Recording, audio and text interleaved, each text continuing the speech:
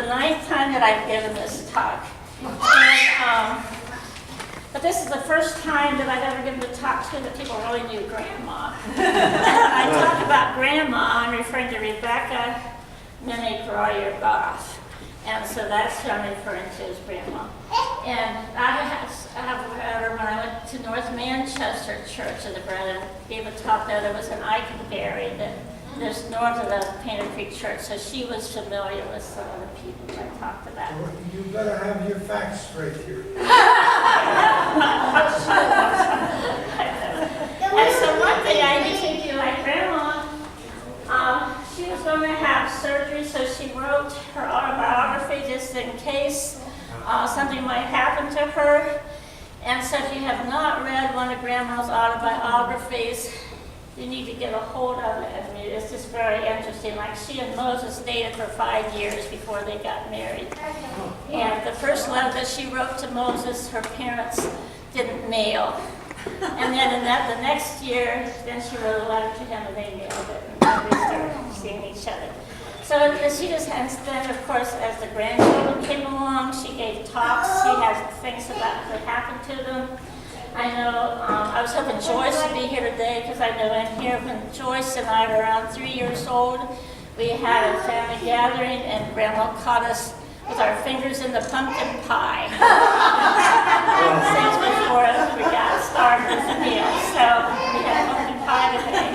So she just has a lot of little interesting stories. And you know, when she would write something funny, she'd always put ha at the end of it. So you knew it was a joke. It wasn't serious. It was a joke.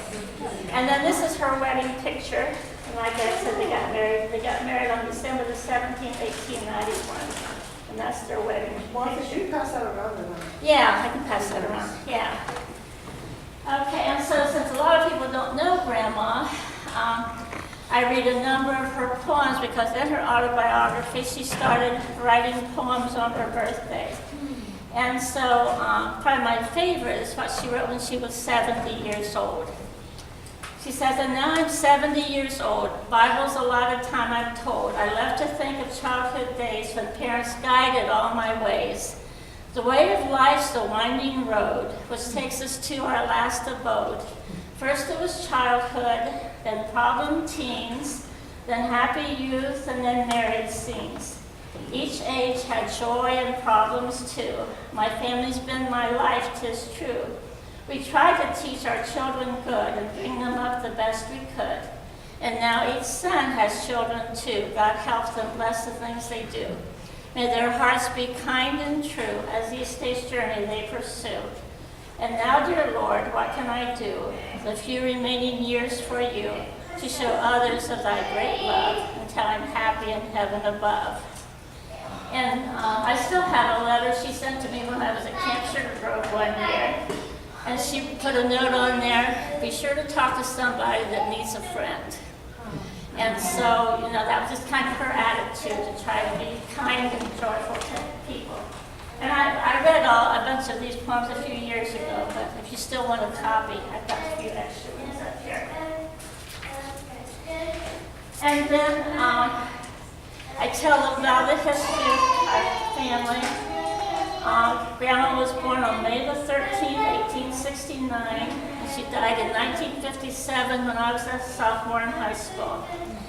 And her parents were Abraham and Elizabeth Minnick, and his parents were George and Nancy Shoemaker Minnick, and they moved to Ohio from Chambersburg, Pennsylvania, when Abraham was just a year old.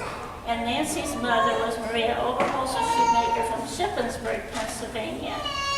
And the Minnick ancestors were from Munich, Germany, and Bavaria, Germany. And in this picture, this is Abraham, Rebecca's father, her mother Elizabeth, this is Rebecca, her brother Levi, and Martha. And they had a sister Louisa that passed away, but she had two twin daughters, Mina and Minnie. And I remember Aunt Minnie and Aunt Minnie, but I didn't realize they were connected to Louisa until just recently. And then there was a younger daughter, Anna Maria, that passed away when she was just a little kid. And I remember Uncle Levi at the Painter Creek Church. And so then Rebecca married Moses on December the 17th, 1891. And Moses Royer's family was from the New Madison area. But in 1895, they bought the 80-acre farm where we grew up, and they built a house and barn out of the logs that cut down in the woods on the farm. And then on this farm, my father and his 4 brothers were born. And then they had a girl named Estella who came to live with them when her grandmother died, because her parents had previously died. So she was 9 years old when she came to live with my grandmother's family, and she was 16 years old when Daddy was born. And then when my dad was 3 years old, his dad died of pneumonia in 1910. So he was 3, his brothers' ages were 7, 13, 16, and 18. So grandmother had the 5 boys to raise. And this picture shows Estella and Moses and Rebecca and the 5 boys. And Daddy is the little girl down here. They had dresses on for quite a while, I guess, I don't know. But then he had Daddy is going down here. And this is taken in front of our farmhouse. And then this picture is Rebecca with the 5 boys. And even though there were 5 boys, they were very musical. And I know Daddy talks about playing the flute, and Forrest and Galen played the violin, Wilbur's at the organ. And so they were a very musical family, even though they were a farm family. And then in 1932, my mom and Dad got married. And so when they got married,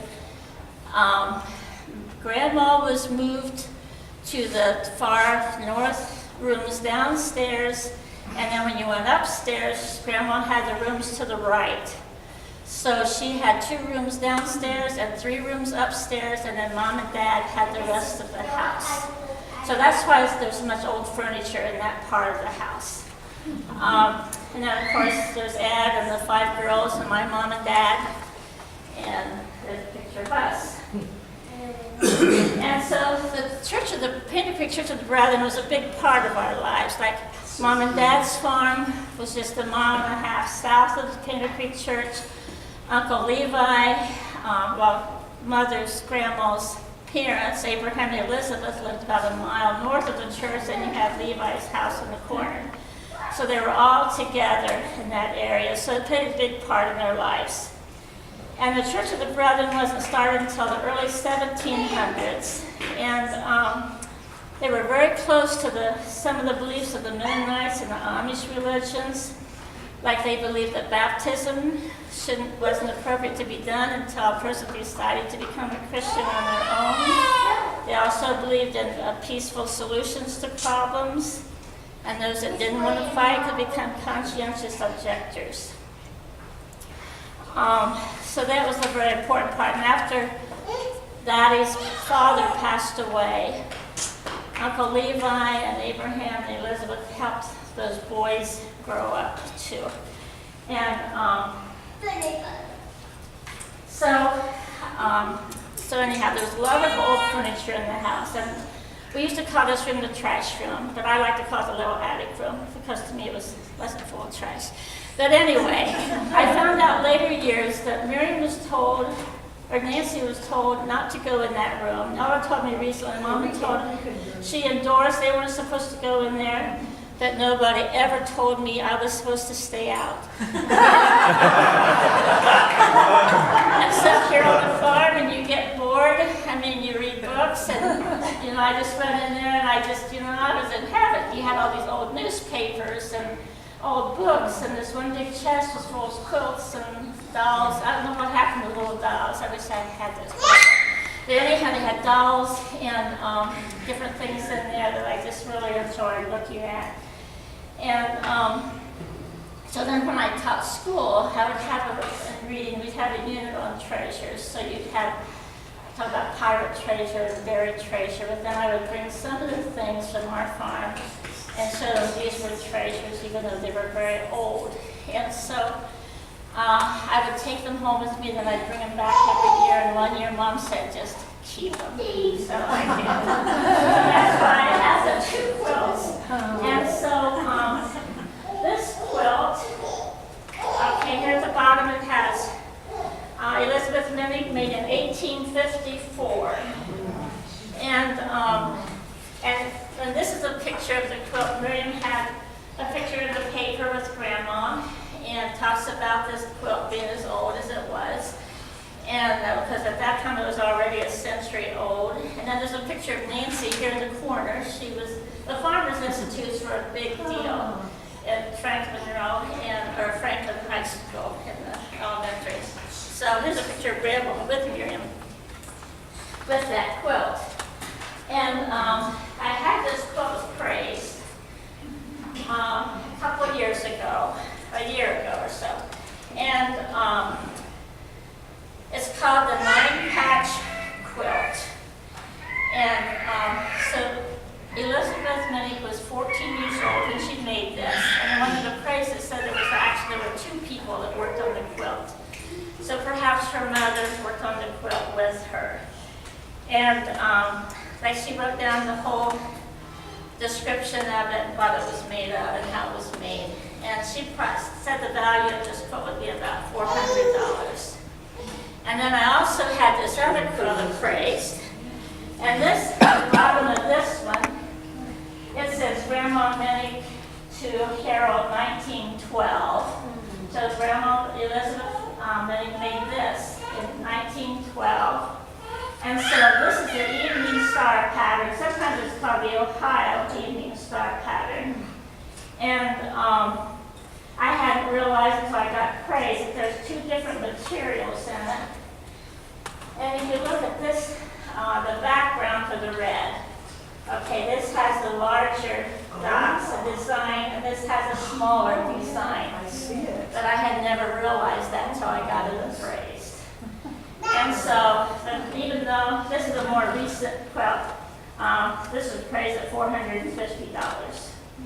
So both of them are very valuable and very old. And she also said that this probably had never been washed because there was no fading in the material. So it had faded due to the sunlight, but she said she didn't think this had ever been washed. And she recommended that I wash that one and told me how instructions to wash it and lay it out in the ground to dry, and I just have not done that. So, but there's no few blood spots and things in that one. And then this one, I just started bringing this along for my talk so people are interested in it. And this is a jacquard print. This belonged to my mother's side of the family. The Snyder family came from Somerset, Ohio. And so here in the corner, it has Somerset, Ohio, 1848. L. Hess was the weaver. And oftentimes weavers would put these in the corner of their coverlets. And the only place I've ever seen a coverlet is here in Greenville. The Little Thomas house, one of the beds there has a coverlet on it, but it's just blue and white. And then when I went to Springfield, Illinois, and went to Abraham Lincoln's house, there were 2 beds there that had coverlets also on the beds. But they were just blue and white also. And the one thing that's very interesting. Do you know the value of that one? No. It was a quilt show. so no. But I would figure it's probably around 1,000. Anyway, well, there was one, I didn't bring that paper along, there was one quilt that was in the, that had run off that was worth about $400 that this Jessie had made. But it was just red and blue and not in very good condition. That Mom always took really good care of this one. And so I think it's probably double about what that one was worth. And the one thing that was really interesting is the jacquard was from France. And before they had looms, they had to have loom boys that would keep changing the patterns. But with this jacquard figured out how you could have punch cards.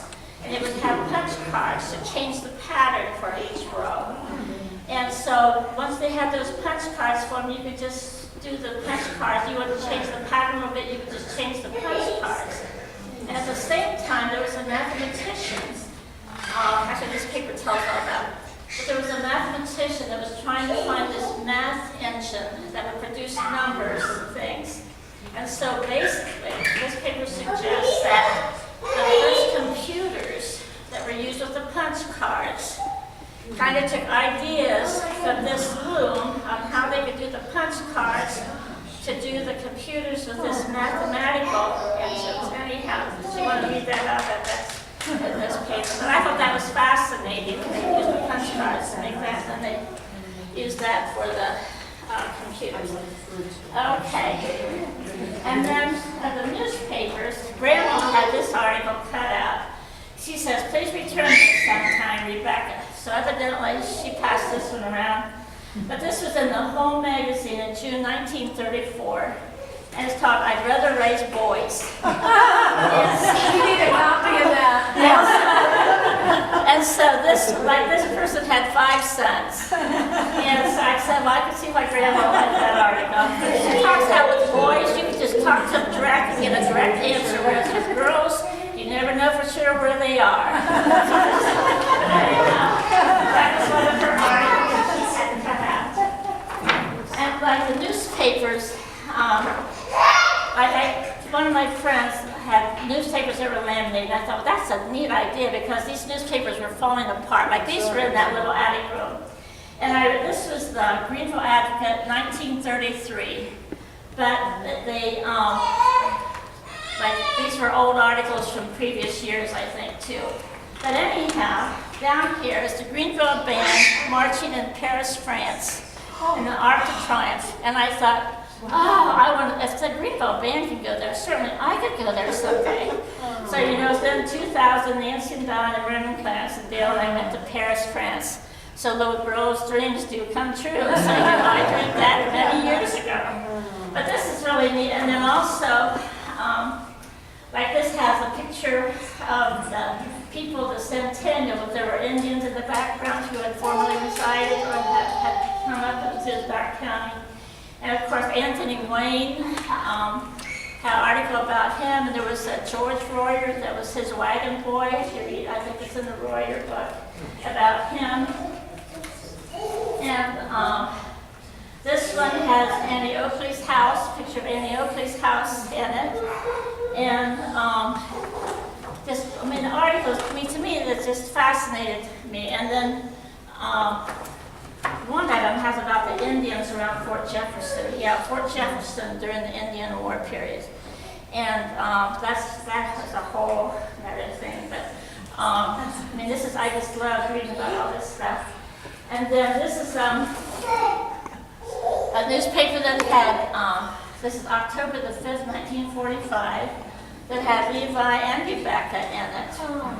And told about the antiques that they had in their house and how they grew up in the old house. And this was a horn that their mother would call them from when they were out in the fields. And so I have a few of those pictures cut in smaller forms where I can pass to you these around. And then also, just like in Grandma's photograph, found like clippings out of, here's the old Franklin Township High School picture of that. And then also, she had a grandmother, Anna Maria Stager, and that's the picture of that house. The Stager homestead in Avon, Pennsylvania. So I'll pass those around. And then another poster that I had laminated. This had Moses and Henry Royer, illustrators of the John Royer deceased. This is a public auction, public sale. Should have a date on here, I would think, when they would have the sale, but I'm not sure. But John Royer was cleaning his gun, and he blew into it to get it clean, and he got shot in the head, and he was killed. And so then they had a sale on his estate. So here it has 2 miles north of New Madison and 4 miles east of Hollinsburg. Because when I was go to Hollinsburg to get my first glasses, Daddy would say, now over there is the farm over there where the Royers were. So I couldn't take it there. He had a horse and 7 head of cattle, 42 head of good hogs. The interesting thing is, anyhow, what was interesting is down here it says all sums of $5 and under cash. So if you bought something for $5 or less, you had to pay cash. And if it's over $5, you could have credit for 9 months. So, I just thought that was very interesting. And I have a few copies of those. They're not very good copies, they're just black. So if anybody would like a copy of that, you can have that. Okay. Oh, I forgot to tell you about this quilt. My grandma had a thing written here. She said, this quilt was pieced by Elizabeth Swinger Minnick in 1854 at the age of 16 years. She was the mother of Rebecca Royer Groff. It was from her who handed down the recipe for the ginger cookies that was given by her school teacher for the only Christmas gift for each pupil in the first schoolhouse in Franklin Township, which was near Peter Creek Bridge on the Hiram Rhodes farm. And then, like for cookies, this is what they got for Christmas gifts. You used 1 pint of cane molasses, 1 pint of lard, 1 pint of buttermilk, a scant cup of sugar, 3 teaspoons of soda dissolved in vinegar and ginger, and add 2 teaspoons of ginger. And the dough shouldn't be too stiff. That quilt. Too stiff. Okay, and then these are some of the things. Okay, this is the rolling pin that Elizabeth carved when she was a bride. It's made out of hickory wood. And it has a poem here about the old rolling pin. I think I'll just pass that around and you can just kind of read the poem if you want. Okay, these are some toys. This is like ABC blocks. The A, B are missing, so you have C, D, E, F, and on the way. And then when you get to the last one, you turn around and then you have O, P, and Q, R. And you have like this policeman on one side and the soldiers on the other side. October. Yeah. And that was one little game. And then this is a little block. I don't want to mess them up because I have trouble figuring them out if I mess them up. But you have the puzzles. Like there was one puzzle on one side, one puzzle on the other side. And you could turn around and make another puzzle. Okay, and then Grandma, this is up in that old chest in the attic room. And this has lamb's wool, 4 ounces from New Brunswick. And so I don't know if they weave this on their looms, because we used to have looms up there too, but I don't know what happened to the looms. And then actually, I got this from our neighbors. They had a steal it. I thought this was neat because you card the wool with these carvers. Yes, it is. Yeah. And so our neighbors actually sold these at their house one day, so I don't know who all used it, but they were over the neighbors. And then sometimes when I get tough, people do not know what these are. Do you know what these are? Right, these are the husks of corn with, or to shuck corn with. They like, the farmers used to get together and have competitions. You could shuck the most corn. So these were Daddy's corn shuckers. Did your dad do that? What? Did your dad do that? We did that too. But I want to know what your dad, Yeah. how many did he do? Oh, I don't know. I mean, he had to be pretty fast. Right, yeah. Because I remember, like after even the corn pickers went through, we went out and we picked up the corn that was left. Daddy probably used these on the corn that was left. So these were usually kept in the bathroom drawer. She got nosy in our bathroom. And then this is the powder horn. And they would take off the end and put the gunpowder in here. Then put it into their guns. And sometimes they had like an antique show. They sometimes had carved horns that ours are carved. And then this, remember, this was like we went down our stair steps. I don't know why, it was always on that little ledge up there. Okay, this was made in 1880, it was patented on September the 4th, 1883. And of course, when they ironed, they put this on the hot stove, and then they ironed. And I weighed this, and it weighed 6 pounds. So people didn't have to lift weights in those days. You just ironed their clothes. Okay. And this was some of Grandma's dishes. And this is the tea leaf pattern. And you can still, it was made in London, and you can still order different pieces from it. And now it has the set at her house. And I need to get it back to Ohio.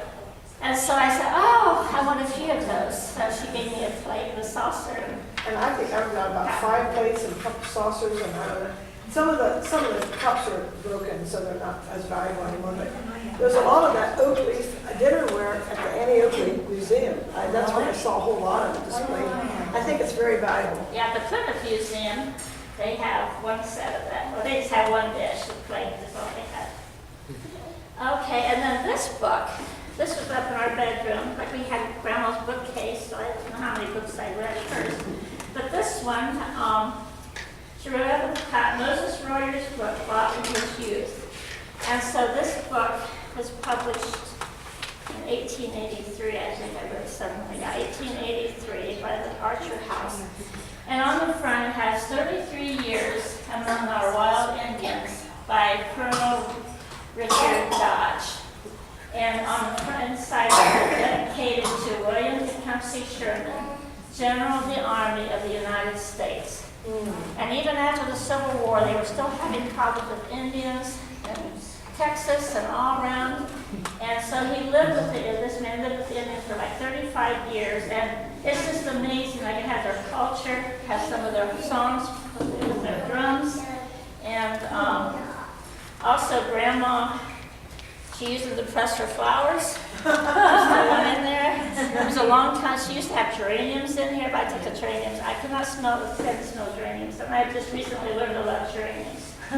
But anyhow, there's pictures here and here of their, of the Indians, their clothing and their weapons and different things. It talks about the culture, and it has suggestions in the back, which the Army did not take. So, and then have a couple of Daddy's Sunday school booklets that he used. It has his writing. They had a lesson and they had a picture and then they would write. And so this is Daddy's Sunday school booklet. And like his says, has a goblet and the meat said it is good to neither to eat flesh nor drink wine. Nor do anything anywhere that someone might, that your brother would stumble. Anyhow, so he has all these different things that he used. And I know that Uncle Levi was very instrumental in starting Sunday schools, and Grandma taught Sunday schools for a long time. And then this was interesting, like this is the Crayola kids. And I think they must have brought Crayolas from Greenland, and they used it in their life. Like here it has, this book is for Wilbur and Harold. So it's an ABC book, but it talks about the values of this creolith when you're making lye for killing germs and all this other thing. Like H is for a hog collar, or lye stops its spread.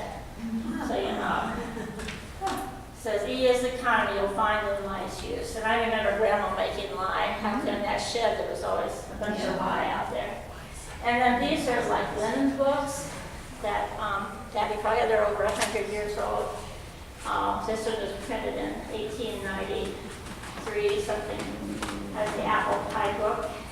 A as an apple pie, B did it, C cut it, D divided, E eat it. F fought for it, G got it, H had it, I and J jumped for it, K kept it, L longed for it, M mourned for it, N nodded at it, O opened it, P peeked into it, Q quartered it, R ran for it, S stole it, T took it, U and V viewed it. W wanted X, Y, Z, and all who wished for peace and pan. So anyhow, and then Ding Dong Bell has all these common little nursery rhymes like Ding Dong Bell, like Tom Tom the Piper's Son, you know, has some that we grew up with. And then these are handkerchiefs. Well, I'm going to talk about this stuff. Do my whole table. This is a picture. I got these at the sale. I haven't seen these before either. But this is Rebecca's picture of Rebecca Swinger. And she was named after Rebecca Minnick, our grandmother. And then this is a picture of Elizabeth Swinger Minnick, Rebecca's grandmother, or Rebecca's mother.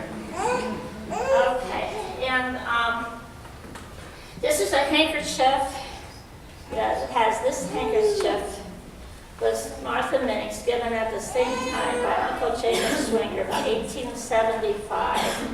So Santa Claus looks quite different. with that one. And then this one was given to Martha Minnick. So. And then these are like, we had somewhere at the library called wanting obituaries. Back in the early 1900s, I don't think newspapers did obituaries.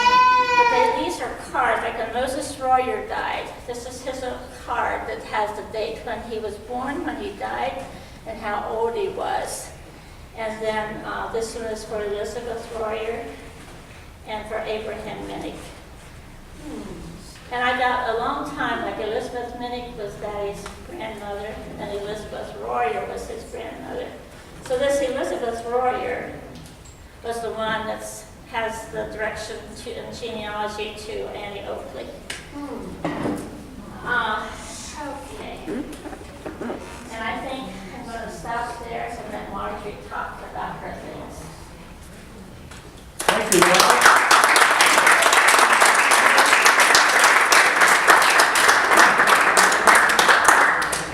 The fact that the ancestors came from Pennsylvania, and there was such a thing as a Pennsylvania Dutch information that my grandmother Moses knew, and one of the things that I remember her doing with me was that she set me on her knee, and then she did a litany like this. And see if any of you remember this, know what it means. Maybe neither of you might.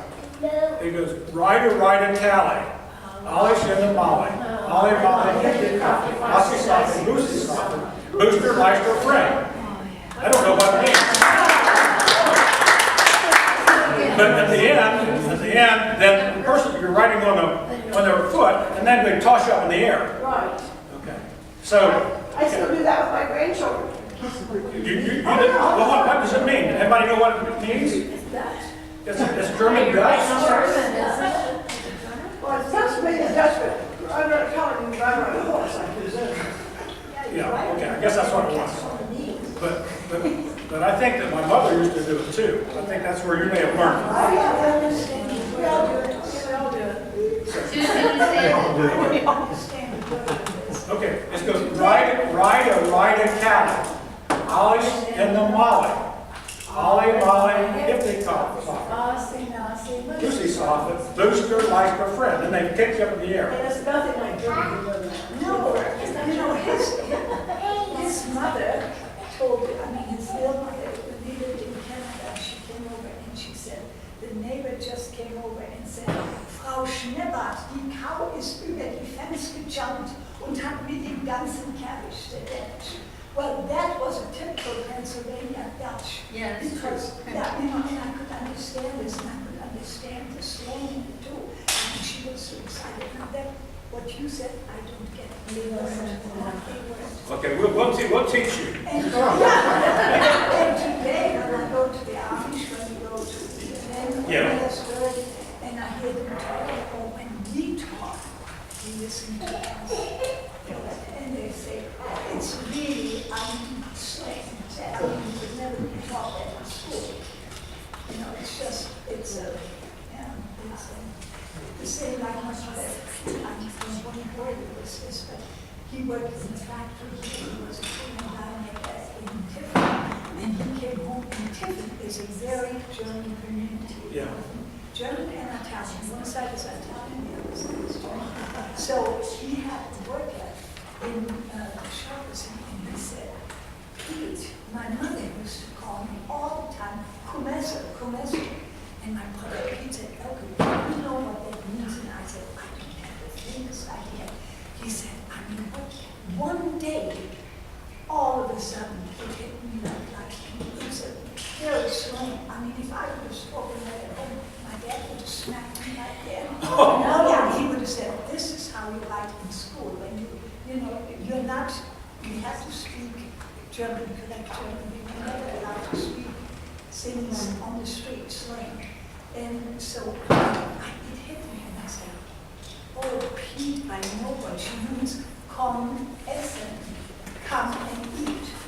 She would call him in and say, come essen, but in her slang, which I know the region it came from, she would say, come essen. And we laughed so hard.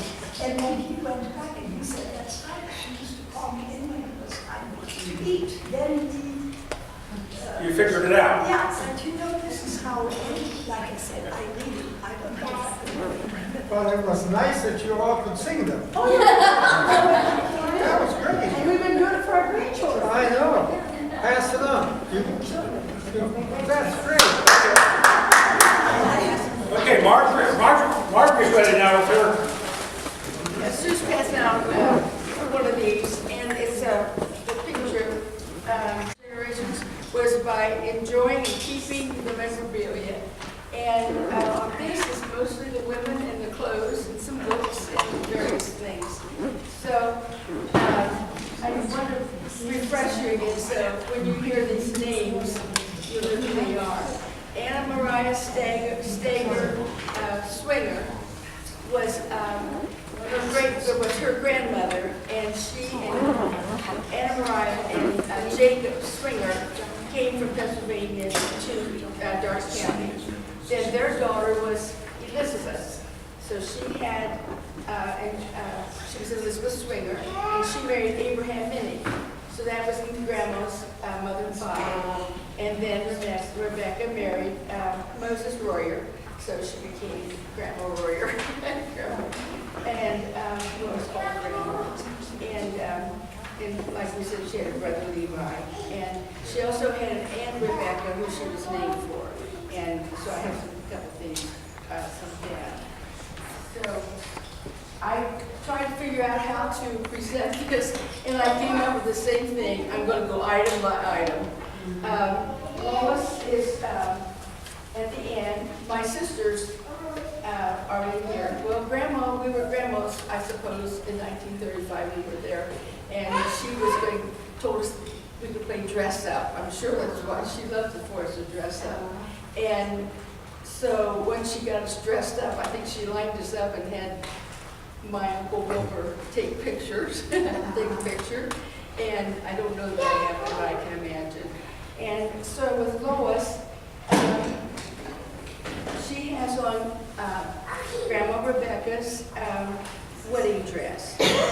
And she also has on Elizabeth Swinger Minning's shawl that she wore as a teenager, and this is the shawl. And it really is still in very good condition. And it's also the reverse. You know, it's like the red flower here on the other side.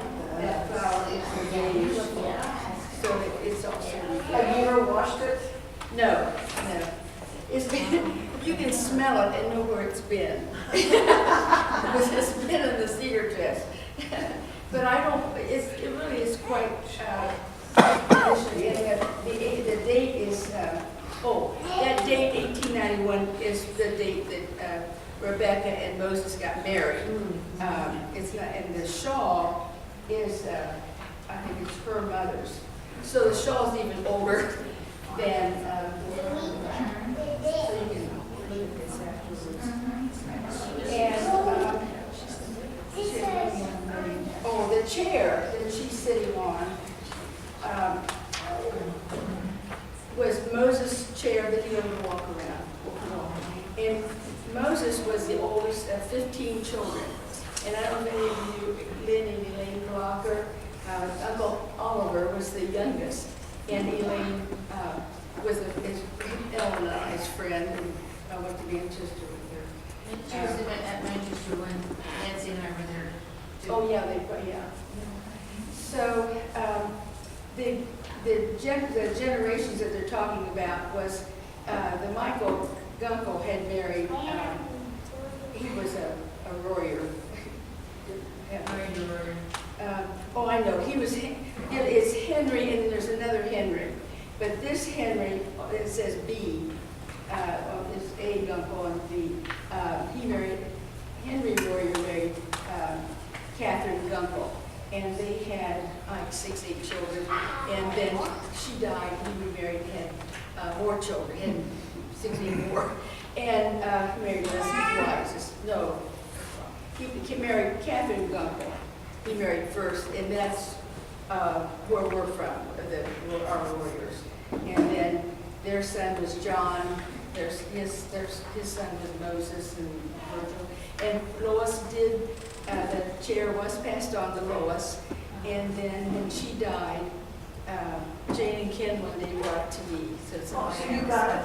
I have it. Oh, cool. And I sit on it every day with shoes on. And it is now blue, a bright blue. So, okay, and then number 4, line number 4, it's Grandma's, it's my sister Virginia, and she's wearing Grandma Swinger Minnick's white wedding dress. It's 1857. That's Virginia. This is Lois, and then Virginia. And then the next one is me. And I just happen to have that dress, because it fit now.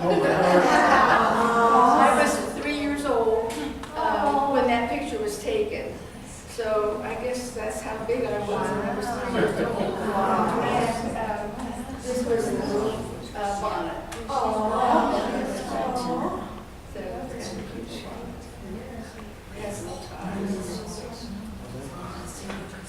I think the back is kind of neat too. The buttons down the back. It's handmade. It's got a pretty little button. Little blue buttons.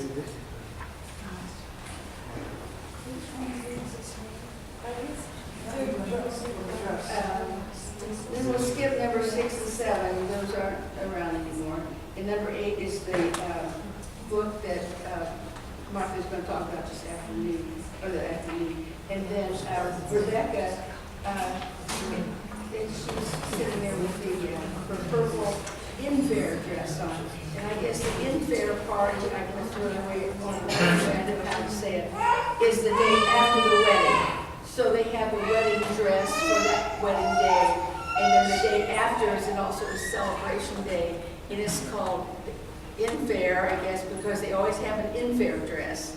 And I don't know, but she had a purple one, not black. She had a purple dress.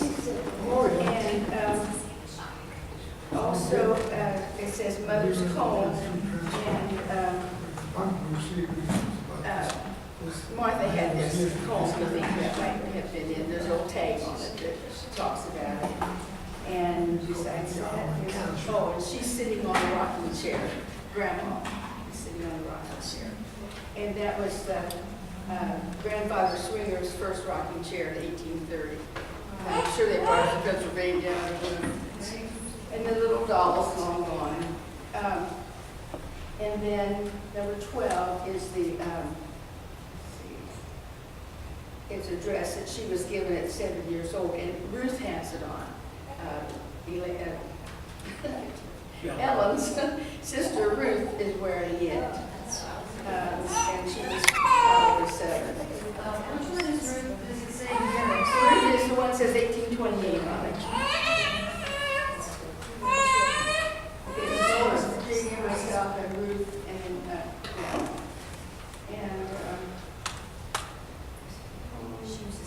okay, then Grandma also has on number 14, Aunt Rebecca Swinger's shawl, and this is the shawl, and it's still beautiful. And this would be Elizabeth's sister, and the story goes that they were going to name Grandma Anna Maria, her mother, and sister Rebecca went behind the barn and cried because she wanted the baby to be named Rebecca. So they named her Rebecca Mariah. So she got her Elizabeth's sister's name and her mother's middle name, for a middle name. So that's how she got Rebecca Mariah. And this is the shawl that was Rebecca's or Martha's. And my sister Lois took this to an antique show one time, and she got a blue ribbon on it for an antique shawl. So that's pretty good to have colors that, it might have been a bright red. I don't know. Purple dress.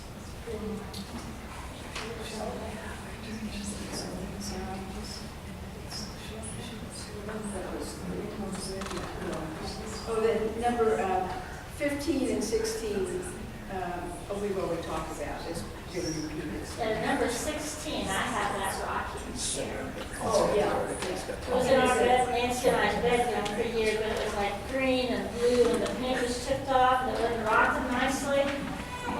mom had it redone over at Covington or someplace, and then the wood is a beautiful wood, and, Yeah, that wood for that rocking chair is pretty cute. And this, it's just all different colors. yeah. This hat, this straw hat belonged to Moses Royer. I don't think he died in 1910. And so I don't think he wore it very much. The inside so looks pretty good. It's pretty put together. And this hat box is handmade, and you can see the stitching. And Martha and I think talked about it, and we said that the sister Martha, Elizabeth's sister Martha made, no, it was Grandma's sister Martha, there's all these names. Grandma's sister Martha never married, but she made hats. She made coverings, church with other type coverings, and she made hats. And she very well may have made this one too. And it's velvet. And I don't know about if she made this one. This one, I don't know which generation these hats are. I can just imagine this is the one so this hat box might have been something that maybe Martha didn't make it, but maybe somebody else hand. You can see where it's hand sewn. And Martha said there were several of these in that secret room at their house. There was always a secret room. We weren't allowed up there either. And I have one more special thing. Grandma's dress.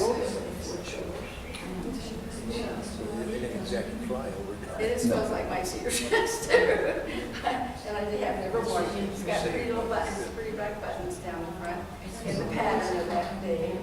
And so it's kind of special. Whose dress was that? This is Rebecca's. Rebecca's dress. And she wasn't very big, probably. Was that Probably wore this when she was a Was teenager. that I don't know.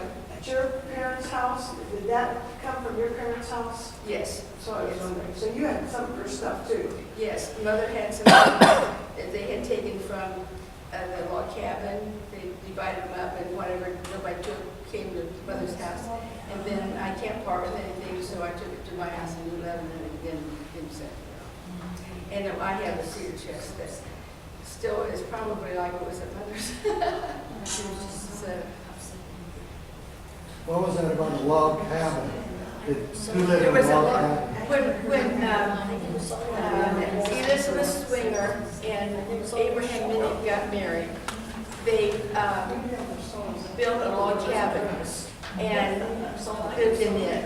And the children were born in that log cabin, and then they built that, I call it White Frame Farmhouse on Pittsburgh-Gettysburg Road near Peter Creek Church. And then they moved in there. Well, I think when they moved to the new house, I don't think he took anything out of the log cabin. I don't know. And I'm kind of thinking Martha might have lived in there. Martha never married. I don't know if she lived there or if they just all moved to they probably all moved. I think they all moved to the house. Yeah, probably did. But all this memorabilia, the big horn was in there. And it evidently still had the furnishings in there. So when Daddy bought the farm, the furnishings in the log cabin, Uncle Levi's family got some of it, and our family got some of it, and he tried to give it away or have people take what they wanted. That's where Al Galkerman's lived. Right, Sure. So then we had plenty of area to store things, so a lot of it seemed like a lot of it came to our house, but some of it came to our house. If you don't mind a little bit more, the Abraham Minnick, which was married Elizabeth Swinger, there's a neat little story. He came from Pennsylvania to Ohio in a covered wagon. He was 1 year old. He had older brothers and sisters, and they got as far as Springfield on Route 40, and from there on it was just paths and rough roads. But there was a road, Route 40, into Ohio, and that's when the Minnicks came. And I know you're gonna be surprised at this, but the government ran out of money. Oh. And so the road stopped there. And Alice and I got to go to there's a tavern called the Pennsylvania House on the west side of Springfield. And it's on Old 40. There's a newer 40 that goes through Springfield. But it's Old 40. And so we went through that. Okay, but just pass it around. So when the road stopped there, these people with the covered wagons decided, well, let's just go out here and around and just settle here, like New Carlisle and Dayton and whatever. And somehow our family wound its way up to Dark County, and that was the end of the road. And then they had to get, the government had to get enough money to their goal was to get to Richmond, Indiana, and then on and on and on. Yeah, so it's got a nice little story. But I want to end like this. If I can find my big ending here. This is a grandma thing. Grandma Rebecca loved her past and her present. When we look in her face, you have to look at her face, at her picture, and see her smile. We know she is remembering the past and looking forward to the future. Thank you. That's it. Thank you, Laura. Swingers, he grew up in Pennsylvania before he came to Ohio, and he and Anna Mariah. And this is some German script that looks like he might have been taking a class and was learning it. And it was also when they would make a Proctor, and would be for like wedding certificates that you would hang on the wall. It was decorative writing. So if anybody wants any of these, they're different. All four are different. And he must have been an artist. He drew this. Okay. I just thought I'd share that too. Just like Grandma can't get done. If you sat with Grandma in church, you got one of these pink wintergreen mints. So help yourself before you. Okay. I'm going to pick up, like, after Mom passed away and Daddy couldn't come to the farm anymore. Daddy decided to sell the farm. So then we had an auction October 2003. And so I showed up at Remington's. 2002.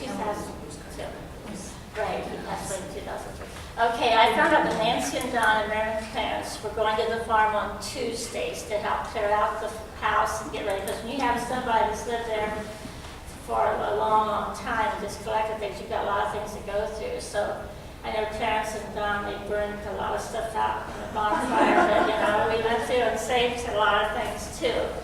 And there was a camel chest that was covered with this heavy horsehair blanket. And I think it was probably heavy. That's probably why I never got into that chest. And I never saw the things in that chest. And so anyway, it was back kind of in the left-hand corner there. Anyway, I know exactly where it was. But, I should have gone in there. But anyway, when the house was broken into before the auction, and so that camel chest was stolen. There was some doll cradles that were still on the doll baby, the TV, but they didn't mess things up. But the one thing I had at my house at that time were the hair books that Grandma and her mother had made. And so they weren't in the farm, and then we had police there. People stayed overnight to help watch until the auction, or until the sale. But anyhow, the hair books were truly amazing. And so I took them home and I made copies. So this is a complete copy of all of Grandma's. And then she had about 24 pages. And then Elizabeth Swinger, her hair book, like there's real hair in the hair books, whereas these are just pictures of hair because they're copies. But some hairstyles are very neat, some were messy, but in Elizabeth's, like all the people that lived in the community, she had like newcomers that donated, whose land is now the Newcomer Cemetery. You know, all the people that lived in the community, the markers, all of them had, she had samples of a lot of their hair. In fact, on the front of hers says, she started on November the 15th, 1856. It says, "Here's my hair book. It opens wide.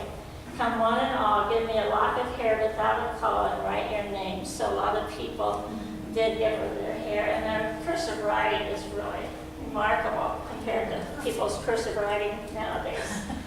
And but on Grandma's, on the inside, she said, "This is Rebecca Minnick Royer's hair book. My baby hair was put in this book years ago. In the years past, long ago, folks called it quite a gift to have a tuft of some relative or schoolmate or friend's hair and save it as an antique." And so I'll just pass around some of these copies. I made copies and took them along to the sale so that people could see them, because they had the hair books completely encased in glass cases. And then the person that bought them actually got the samples, so I was glad I had samples at my house. So anyhow, these are some samples. And I thought maybe I remembered wrong, but Mary said, no, I was right. Grandma's hair book was sold for like $4,000, but hers isn't as big, but it had pictures and drawings and colorings. And so she had, I'll just pass some of these around. And Abraham and Elizabeth Minnick, these were her her parents, and then Jacob Minnick was a brother to Abraham. This is one, like Melinda's hair was all nice and neat and nothing stray.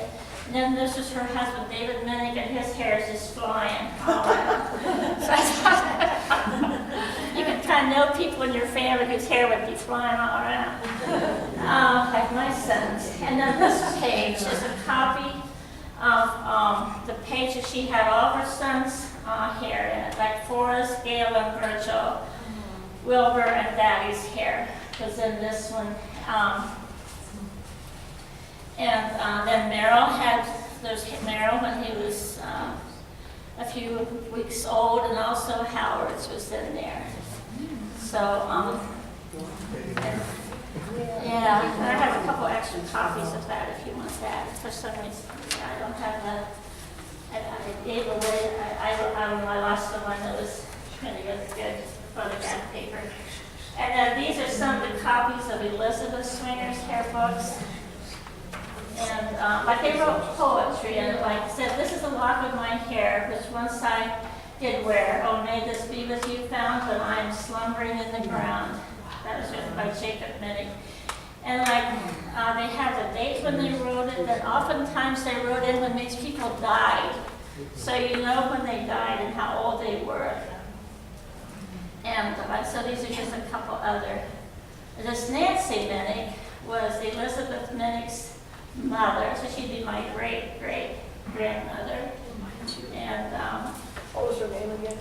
but, Our great-great-grandmother? yeah, this Nancy Minnick. Nancy. My grandma would often take me to the Newcomer Cemetery and show me where her. Do you know where Nancy Minnick's grave Yes, is? it's way back towards the back.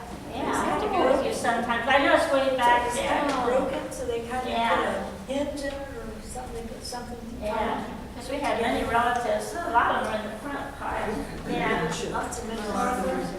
This one has Virgil Royer's hair, it's brown, and I remember as a young child, I had a picture frame, and like the glass over it, of Virgil's long curls. Yeah, right. He had long curls, but he never cut his hair. Did you get that? 'Cause I don't know I don't why. know whether. I remember seeing that at our house too. Yeah. I think I have. They went from Lois to Marjorie to me. The last one they gave to me. Yeah, and then these are, now these are some of Grandma's diaries. And B typed up all of Grandma's diaries, and they had them on a CD if you ever want a copy. I think her mom used it. No, John, we've typed, like, you got them from our house, yeah, you typed, because I've got a CD you gave me, yeah. So if you ever want to see what's in these diaries, I've got a CD too, I can make copies too, yeah. And like the one, like a nice, Grandma's a 1901.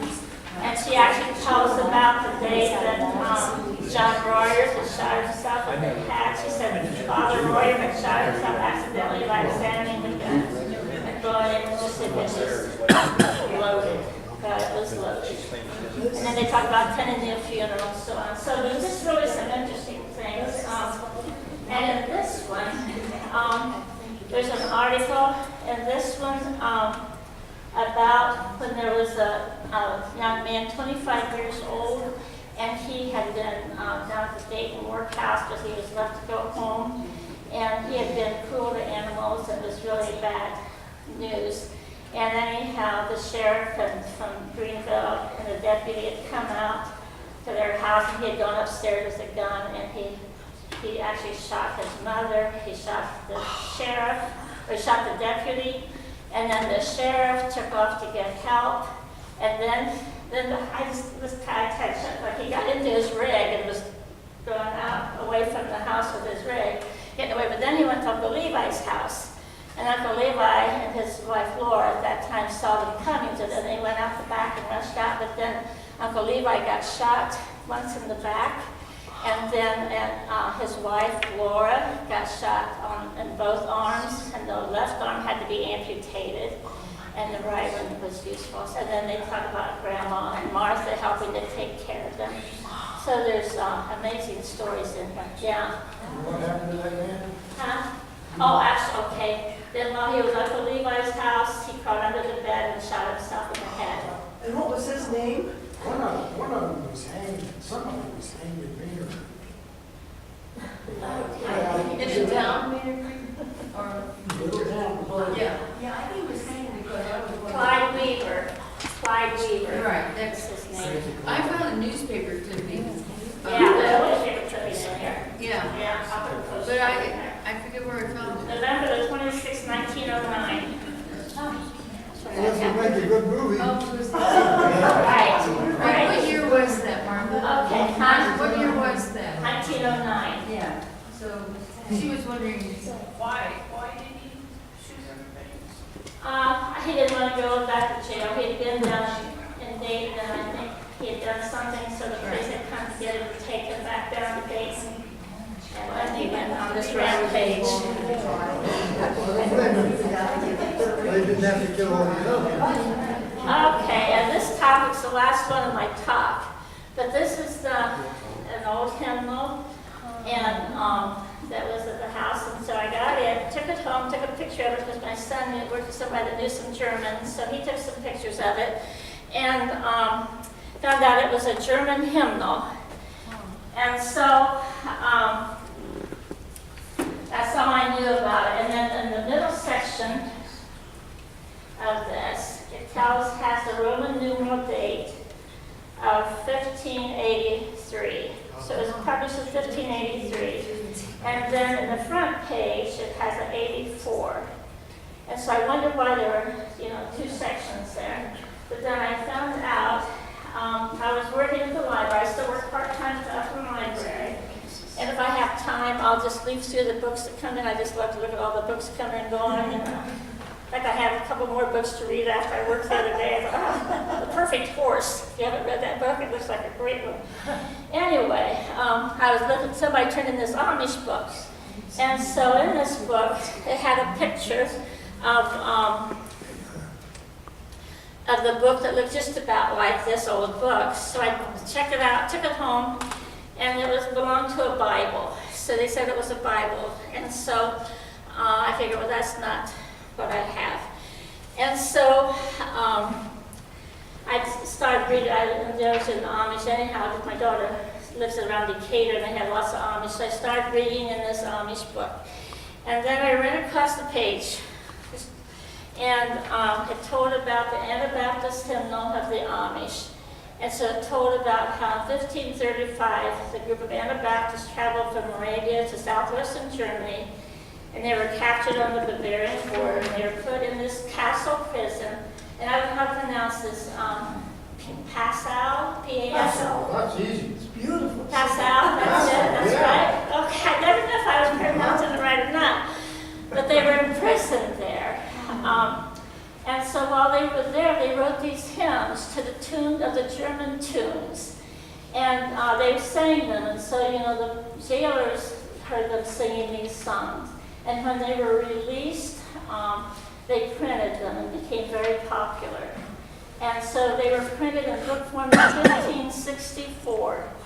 And then it told about how 19 years later, they added more songs to them to make 130 songs. So I thought 1564 plus 19, that's 1583. And so I thought that was the date of this book, so I went in there, and sure enough, and that's why the book has two sections, like the 58 books are in one section and the 70, or the 53 in one section, the 78 in the other. And that's why the date is in the middle. And like the Anabaptists had a very difficult time in the 1500s. There was a lot of turmoil. Of course, Martin Luther, that's his time period. And Martin Luther disagreed with the Catholics. Martin Luther could speak Hebrew, Greek, Latin, and German. And so he was with the Catholics, but he decided that they would collect money for sins and this type of thing. That's how they raised money. But so he attached his Reformation Proclamation on the doors in Germany. And then he went into hiding for 11 months, and he translated the New Testament into German. Right. And then he translated the Old Testament into German so that people in Germany could then read the Bible on their own and not have to have it interpreted to them. So the Anabaptist movement began, and they did not believe that a person had to be baptized as soon as they were born, like in Switzerland at that time. If you weren't baptized in 8 days, you had to leave the country. They didn't want to be around. And so the Anabaptists were, they were killed. They were killed by the sword. They were tortured. They were burned at the stake. Like this Osmond was actually a burned book, and if they thought there was one in the house, they would burn the whole house. And so, so that actually the Anabaptists fled. Okay, the Anabaptists you should be baptized in 3 forms: the Father, Son, and Holy Ghost. And then they also believed in peace. They were peaceful, and they had communion also. And they called themselves the Swiss Brethren. And so they're kind of independent of the state. And then this Hans Kott was a bookbinder. And he, a bookseller, and he fled his home with his 5 children because he refused to have his new baby born baptized. But then he went to Passau, and he baptized 10 people there, so he started a congregation. And the government noticed at Passau that this was developing, and so 1 year, 14 Anabaptists were killed there, and they were convinced of the resurrection of life on the other side. And so the state church banished all Anabaptists, and many of them were executed.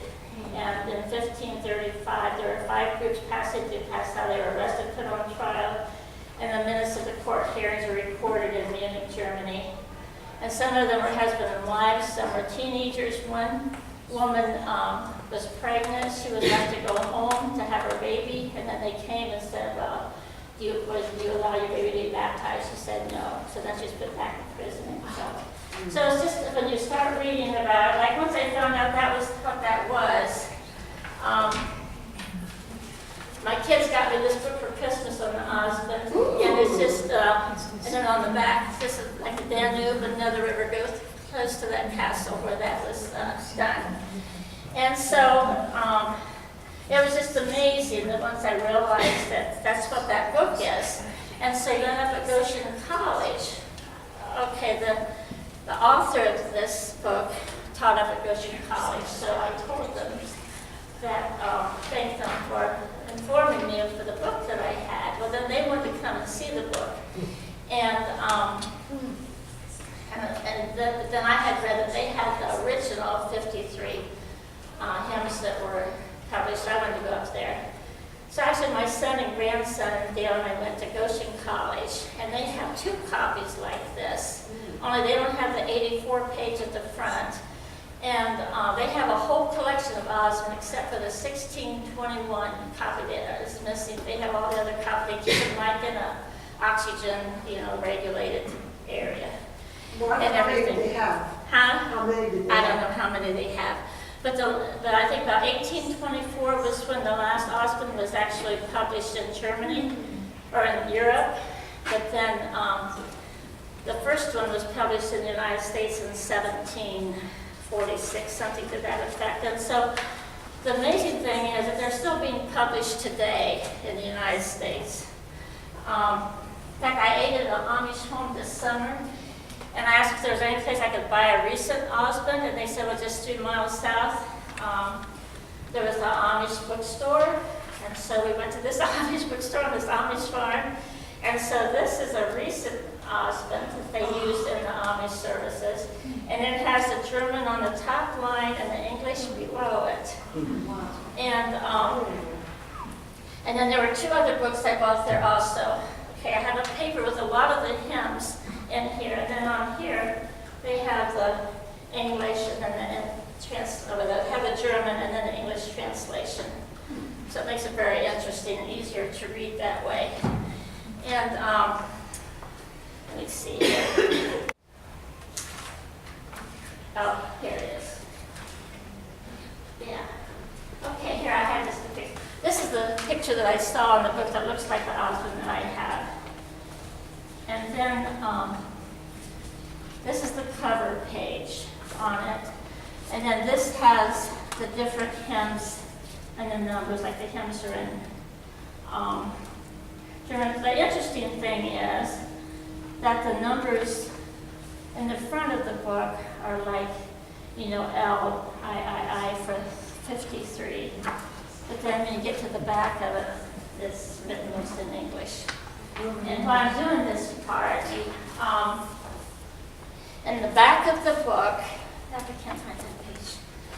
In the back of the hymnal, or in the back of this old book, Grandma had written, this book has been handed down through the many years by Maria Overholser Shoemaker Mennig, and then given to Abraham Mennig by his parents George and Nancy Mennig, and now owned by his daughter Rebecca Royer, for our price so highly. So she can trace it back to Maria Overholser, and Marjorie had given me a whole bunch of the Mennig genealogy, and in that was the will from Maria Overholser Schumacher, but I don't know what her husband's name was. And then these pages just kind of show some dates, which the men up at Goshen thought that they were birthdays of children that were born, that they recorded in this book. But I talked to Miriam's son-in-law, Kevin, has done a lot of genealogy, but he can't connect those with anything. And Martha, what do you find the value of that book is probably? And the what? Of that old? Oh, I have no idea. I just know that Goshen would spend $5,000 to get it redone, and they would give us a copy of it if they did it. Wow. So, and I know that, like, when they conserve the books, like they cut off the edges, so they would cut off all these dark edges. So the books that we saw there were cut off. Oh, and the original one we saw at Goshen, it had the 53 pages, 53 hymns. A man saw it in a bookstore in Pennsylvania, but he didn't have enough to pay for the whole book, so the storekeeper ripped it in half and sold him half of it, and then when he had enough money, he went back and bought the other half. And so they have, so if you go to Goshen College, they have this complete one here. That's hilarious. Right, and then like, they have 2 that, like theirs really looks nice compared to this, but it was compared. And they don't have the 84 page in the front. He said that the only one that he knows of that has the 84 page in the front is in the British Library. So, that's it. Okay. And this, like, I had this little brochure from Goshen College with the collection of, so if you see any, like when I went to, Miriam, what's that county called up there close to Dave's? Holmes County. When I went to Holmes County, there's a great big store there. that's huge. And they had a book section, and up on the racks up there, they had some books that had the binding like this. So I knew it was an Osmond probably. So I asked the guy that was standing there if I could see that book. He said no, but he said the owner was just going by, and he had a ladder, so he went up and got it for me so I could look at it. But I couldn't find a date in it. Actually, it was never published until 1800, where the book was published at, because they didn't want to incriminate themselves. So there wasn't any date even on his, but then I even offered to pay $300 for it, but he wouldn't sell it to me. So anyway, I didn't get that. And then also there's a couple Bibles here. This one, this Bible is kind of falling apart because it lost the back of it somewhere. And this is Abraham and Elizabeth's hymnal. And half of it is in German, like this one half is German and the other half is English. But it has some familiar songs in here, like "Oh, for 1,000 tongues" and "Our God in Help in Ages Past," "While Shepherds Watch Their Flocks by Night." So that was one of their hymnals that they used. And this is the Brethren hymnal. This, I can't find a date in this. It just says Grandpa Minnick's book to Harold. So I don't have a date in that. But it doesn't, like, you know, just like the Osmond, it doesn't have the notes. It just has the words. And then this one, this is a Brethren's hymnal published in Covington on March the 28th, 1867. It says Rebecca Minnick used this book when she was in her teens, but it's English. And then this one is American. Okay, this is the Bible from Moses. Was said this is to be John Harold Royer someday, but this was Moses's Bible. And most of them have a clasp on it. And this has a clasp So on it. why did you think they carried their own hymnal to church every Sunday, that they have their own private hymnal? I don't know. I think the Amish just have them there for people to sing. I don't know. And then this is a New Testament. I have some things from my grandparents, and it's the same. Yeah. They have their own little books. And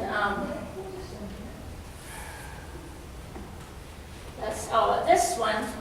Okay, I have the obituary for Martha Minnick, and I know she raised a lot of chickens, so I think they had eggs and chickens to feed people, and she did sew, like, she probably made the bonnet, and she sewed for people. She made men's suits, she made women's dresses and things, but there were 800 people at her funeral. But in the obituary, it said that she always gave her Sunday school class the New Testament, or the Bible. And so I found, after I'd read that, then I looked and found Daddy's New Testament that he had gotten from Martha in her Sunday school class. And it says, presented to Harold Royer on his 7th birthday, December the 1st, 1914, by his Sunday school teacher, Martha Minnick. It says, may you read, study, and obey this book, is the wish of your aunt and teacher. And so I just find all of that extremely interesting. And hope I haven't bored you too much here today. But I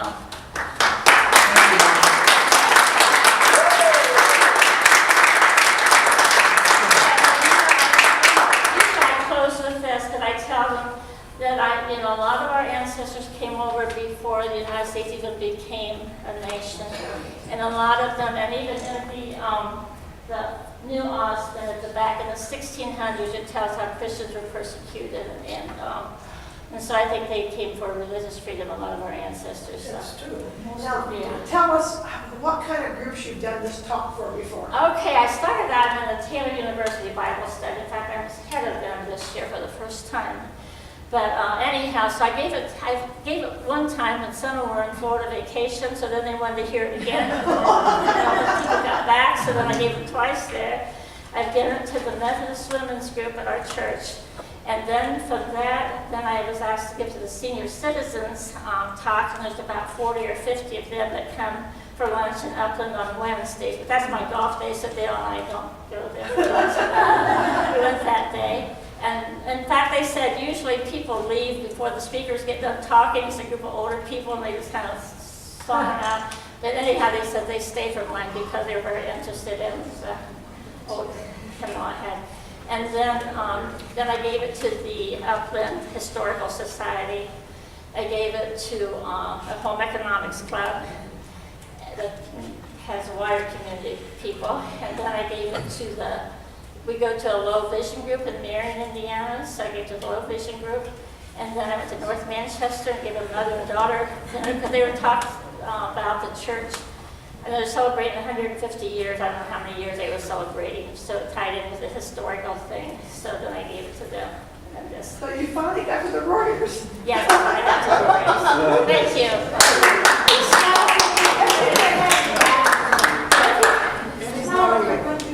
That saw a picture of the picket fence. Yeah. I have a few more of those picket fence boards. I did razor benches. I think most of them in the family have some of that somewhere. Yeah, you got something made from picket. Yeah, you got the picket fence. And I made sure that was all had one. But if anybody would like that, I probably got, I don't know, probably 25 or 30. I made a picture folders now. I can use individual boards, put clips on the handkerchief. Yeah, those are nice.